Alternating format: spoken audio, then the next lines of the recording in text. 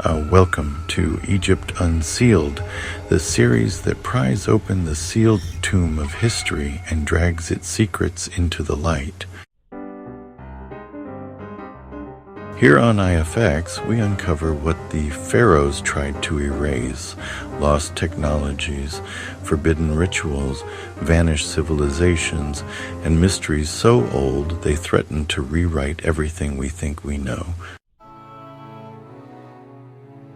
If you're ready to step into the shadows of the ancient world, the journey begins now. In the blazing desert of Giza, a stone titan waits, half lion, half human, all mystery. For 45 centuries, the Great Sphinx has outlasted empires, witnessed conquerors, and protected secrets so ancient they feel almost impossible. But tonight, we're going deeper into chambers that shouldn't exist, into erosion patterns that defy everything Egyptologists claim, into a face that may not be the face it was born with. 12 mysteries, 12 impossible questions, and we begin with Mystery 1. Ask any mainstream Egyptologist, how old is the Sphinx? They'll give you the standard reply: built around 2500 BC, 4th dynasty, Pharaoh Khafre, case closed. But in the 1990s, a quiet, unassuming geologist named Dr. Robert Schoch stepped up to the monument and saw something that, shattered that so-called settled science. He didn't look at hieroglyphs, he didn't examine statues, he looked at the stone itself. Deep, vertical channels cut into the enclosure walls, weathering patterns impossible to form in desert conditions, erosion that looked nothing like wind and sand. This wasn't aeolian erosion, this was water erosion, the kind caused by centuries of heavy, continuous rainfall. And there's a catastrophic problem. Giza hasn't seen rainfall like that since, 7,000 to 10,000 BC. Let that sink in. If Schoch is right, the Sphinx predates the pyramids by thousands of years, older than dynastic Egypt, older than the pharaohs, possibly even older than human civilization as we define it. It suggests that before recorded history, a forgotten culture carved a 240-foot guardian out of bedrock and then, vanished. No tools found, no pottery, no inscriptions, nothing except the Sphinx. Egyptologists reject Schoch violently. They insist the timelines are solid, the architecture aligns with Khafre, the erosion can be explained away, but those vertical grooves remain undeniable, unignorable, unexplainable. If the Sphinx is older than the pyramids, what else are we wrong about? For centuries, legends have whispered of secret chambers beneath the Sphinx, tunnels, vaults, underground libraries, and one legend towers above the rest, the Hall of Records, a hidden archive said to contain the entire history of Atlantis. Most dismiss it as myth. Except something changed in the 1990s. Researchers ran extensive scans, ground-penetrating radar, seismic surveys, electromagnetic imaging, and the machines detected voids, not random fissures, not accidental cracks, rectangular chambers, aligned passageways, symmetrical hollows directly beneath the Sphinx's paws, exactly where Edgar Cayce in ancient traditions said they would be. Official explanations insist these voids are natural, just geology, just coincidence. So why won't Egypt allow excavations? Why are the chambers off limits? Too dangerous, they say, too risky for the monument. Maybe, or maybe what lies beneath could rewrite history.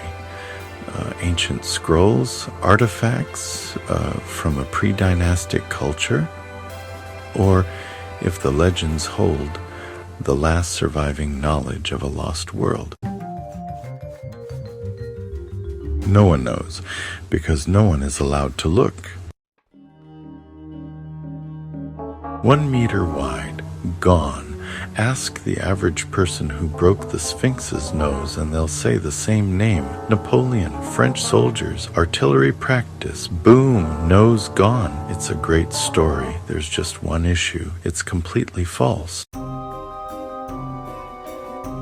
We have sketches from 1737, 60 years before Napoleon ever set foot in Egypt, showing the Sphinx already missing its nose. The real culprit? Historical records point to Muhammad Saim al-Dar, a 14th century Sufi zealot. In 1378, he saw local villagers offering prayers and gifts to the Sphinx, treating it as an idol.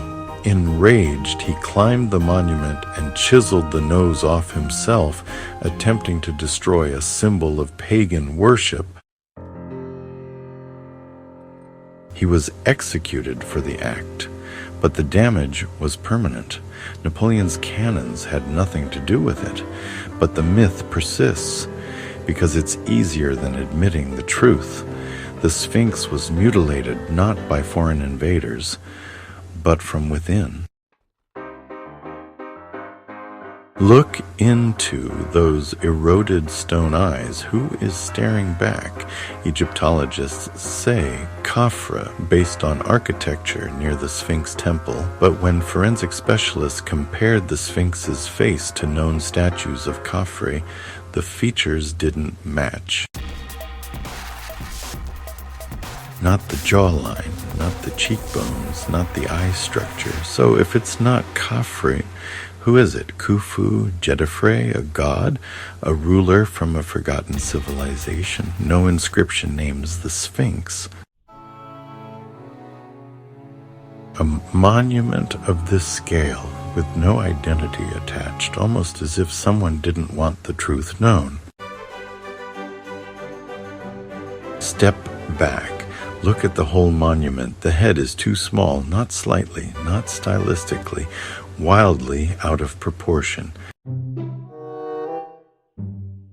Old Kingdom architects mastered geometry. They built the pyramids with extraordinary precision, so why would they carve a head so mismatched to the body, unless they didn't carve the original head at all? Enter the recarving hypothesis. What if the Sphinx originally had a lion's head, a jackal's head, a completely different face, weathered, eroded, damaged beyond repair? Then, in 2500 BC, Khafre's sculptors recarved the damaged head into their pharaoh's likeness, removing layer after layer of stone until, well, the head became too small for the body beneath it. This explains the erosion differences, the misaligned facial features, the disproportions, the architectural confusion. Maybe the Sphinx isn't one monument, maybe it's two. An ancient guardian body, wearing a younger pharaoh's face, a hybrid built across millennia. We've only just begun. 5 mysteries revealed, 7 more waiting in the desert dark. An age paradox that threatens to rewrite human history. Secret chambers sealed beneath our feet. A face that refuses to identify itself, and a body that may belong to a civilization we've never even imagined. And this was only part 1. Don't move. Part 2 is coming.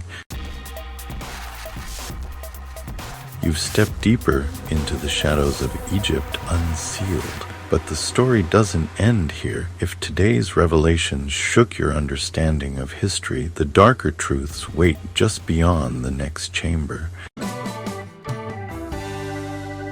Hit subscribe, ring the bell, and return to IFX, where the past refuses to stay buried.